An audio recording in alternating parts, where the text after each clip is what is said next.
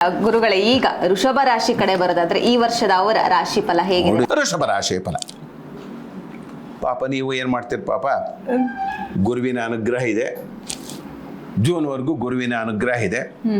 ಇನ್ನು ವಿಶೇಷವಾಗಿ ಲಾಭಸ್ಥಾನದಲ್ಲಿ ಇರ್ತಕ್ಕಂಥ ಶನಿ ಕೂತ್ಕೊಂಡಿದ್ದಾನೆ, ಮತ್ತು ರವಿ ಕೂತ್ಕೊಂಡಿದ್ದಾನೆ, ಶುಕ್ರ ಕೂತ್ಕೊಂಡಿದ್ದಾನೆ. ಅನುಗ್ರಹದ ಮೇಲೆ ಅನುಗ್ರಹ ಆಗತಕ್ಕಂಥದ್ದು. ಲಾಭಸ್ಥಾನದಲ್ಲಿ ಶನೀಶ್ವರ ಇದ್ದಾನೆ ಅಂದರೆ ವಿಪರೀತ ರಾಜಯೋಗ ಕೊಡ್ತಕ್ಕಂಥ. ಶನೀಶ್ವರ ಕೊಟ್ಟ ಹಾಗೆ ಯಾವ ದೇವತೆಗಳು ಕೊಡ, ಶನೀಶ್ವರ ತೂಕ ಮಾಡಿ ಕೊಡ್ತಕ್ಕಂಥ. ವಿಷ್ಣುವಿನ ಹಾಗೆ ಬ್ರಹ್ಮ ಹಣೆ ಬರಬಹುದು.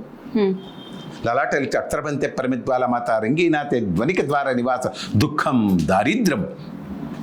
ಆ ಒಂದು ಹಣೆ ಬರತಕ್ಕಂಥದ್ದು ಬ್ರಹ್ಮ ಆದರೂ ಕೂಡ ಬಂ ಬಂ ಬೋಲೆನಾಥ ಓಂ ನಮಃ ಶಿವಾಯ ದೇವಸ್ಥಾನಕ್ಕೆ ಹೋಗಿ ಕೇಳ್ಕೊಂಡಾಗ ಭಗವಂತ ನಮ್ಗೆ ಇಷ್ಟೆಲ್ಲ ತೊಂದರೆ ಆಗಿದೆ, ಅನುಗ್ರಹ ಸದಾಸ್ತೋ ಅನ್ನತಕ್ಕಂಥದ್ದು ಯಾರೋ ಈಶ್ವರ.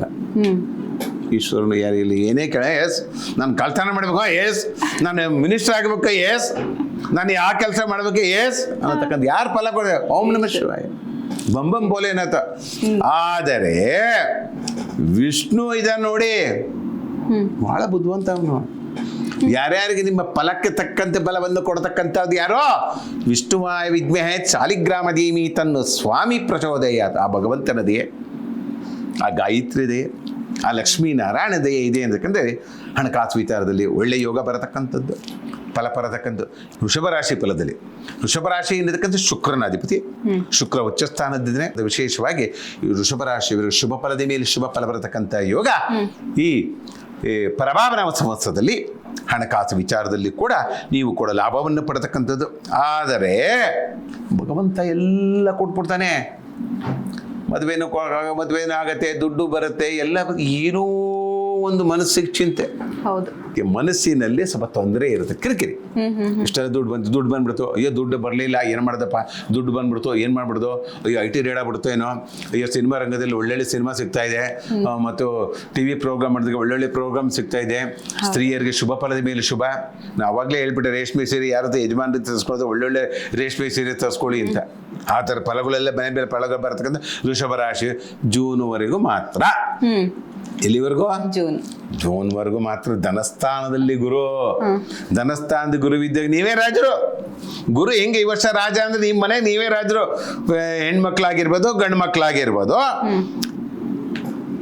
ಮಾತೃಸ್ಥಾನದಲ್ಲಿ ಏನೋ ತೊಂದರೆ ಕಾಣ್ತಾ ಇದೆ ನನಗೆ.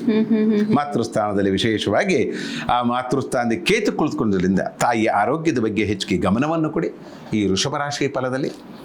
ಇನ್ನು ವಿಶೇಷವಾಗಿ ಹೇಳಬೇಕು ಅಂದರೆ, ದುಡ್ಡು ಬಂತು, ದುಡ್ಡು ಕೊಟ್ಬಿಟ್ಟಿದ್ದಾನೆ ಅಂತ ಹೇಗೆ ಎಲ್ಲ ತಗೊಂಡೋಗಿ ಶೇರ್ ಮಾರ್ಕೆಟಲ್ಲಿ ಇನ್ವೆಸ್ಟ್ ಮಾಡೋದಲ್ಲ. ಶೇರ್ ಮಾರ್ಕೆಟ್ ಇದ್ದಿದ್ದರಿಂದ ದೇಶದಲ್ಲಿ ಎಷ್ಟೋ ಜನ ಬೇಸರ ಆಗ್ಬಿಟ್ಟು ಎಷ್ಟೋ ಜನ ಪ್ರಾಣ ಕಳ್ಕೊಂಡ್ಬಿಟ್ಟಿದ್ದಾರೆ. ಅದೇ ಥರ ನಿಮಗೆ ಬರುತ್ತೆ. ವೃಷಭ ರಾಶಿಯಲ್ಲಿ ಯಾರ್ಯಾರು ಇರ್ತೀರಾ, ದುಡ್ಡು ಇಟ್ಕೊಂಡು ಮನೇಲಿ ಇಟ್ಕೊಳ್ಳಿ, ಇಲ್ಲ ಬ್ಯಾಂಕಲ್ಲಿ ಇಡಿ. ಯಾವುದಕ್ಕಾದ್ರೂ ಇನ್ವೆಸ್ಟ್ಮೆಂಟ್ ಮಾಡಕ್ ಹೋದ್ರೆ ಅಂತ ಪಕ್ಷದಲ್ಲಿ ತೊಂದರೆ ಅನುಭವಿಸ್ಬಿಡ್ತೀರ. ನಾನು ಏನು ಹೇಳಿದೆ ನಿಮಗೆ, ಮನಸ್ಸಿನಲ್ಲಿ ಕಿರಿ ಎಲ್ಲಿ ಬರುತ್ತೆ?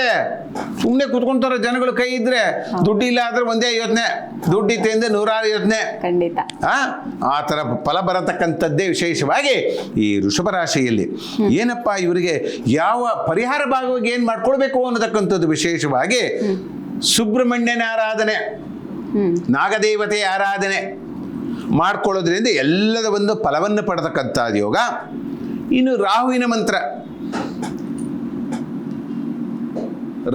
ಮಂತ್ರವನ್ನು ಹೇಳಿಕೊಳ್ಳುವುದರಿಂದ ನಿಮಗೆಲ್ಲದ ಶುಭ ಫಲದ ಮೇಲೆ ಶುಭ ಬರತಕ್ಕಂಥದ್ದೇ ಸುಬ್ರಹ್ಮಣ್ಯ ಮತ್ತು ರಾವಿನ ಪೂಜೆ ಪುನಸ್ಕಾರಗಳು. ಮಂಗಳವಾರ ವಿಶೇಷವಾಗಿ ಸುಬ್ರಹ್ಮಣ್ಯನ ಆರಾಧನೆ ಮಾಡಿಕೊಳ್ಳಿ. ಲಕ್ಷ್ಮೀ ನರಸಿಂಹಸ್ವಾಮಿ ಆರಾಧನೆಯನ್ನು ಮಾಡಿಕೊಳ್ಳುವುದರಿಂದ ಈ ಪ್ರಭಾವ ನಮಸ್ಸಲ್ಲಿ ಬರತಕ್ಕಂಥ ಯೋಗವೇ ವಿಶೇಷವಾಗಿ ವೃಷಭ ರಾಶಿ ಫಲದಲ್ಲಿ.